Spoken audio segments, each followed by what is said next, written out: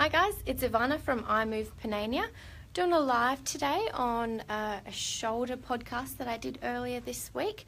Hope you're all keeping warm. It is a beautifully sunny day outside, but it is deceptively freezing cold.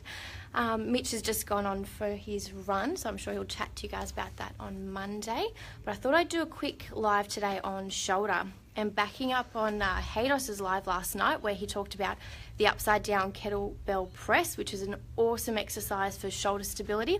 Thought I'd share my favourite exercise with you to get some cuff control.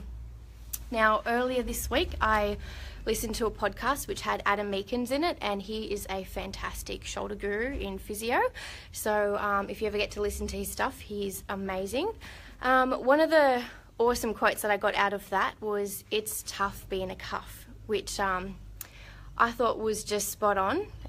We place a lot of emphasis on the rotator cuff, and it's because it does so much work. So if you've ever had a shoulder injury, or if you're a gym goer or a thrower or an athlete, you know just how important shoulder stability is.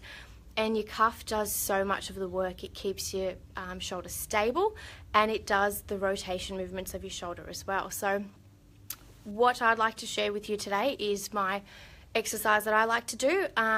One, you can do it to go quite heavy to build bulk and strength, but the other reason that I like to do it is because early on in rehab it's quite easy to do, and it's safe and in a supportive position, so most of the time you can do this pain-free, which is what you want to do obviously early in rehab.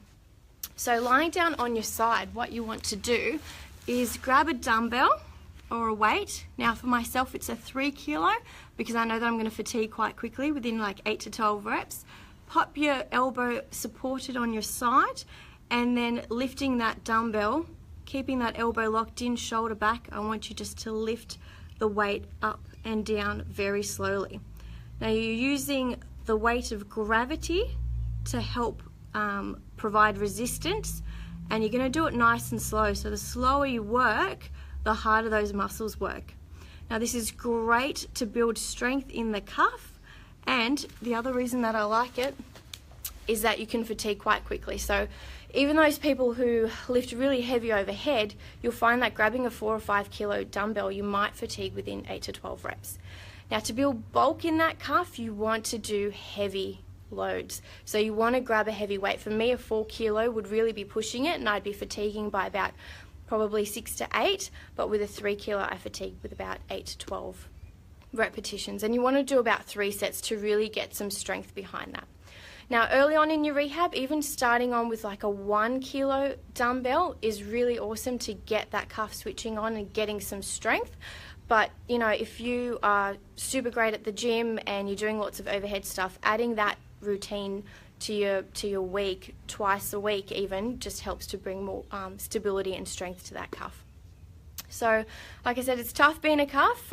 Great quote. So look after it, get some more strength behind it. Really easy to do, and if you're finding that you're not quite steady overhead, this is definitely one for you, and you can progress that through range and then start doing that higher up as well. And once you're super awesome, you can jump in and do Haydos's overhead upside down kettlebell press to really give you some stability. So keep those shoulders healthy and strong, and I'll check in with you next week. If you have any shoulder related injury or exercise questions, just pop them in the comments below. Thanks guys.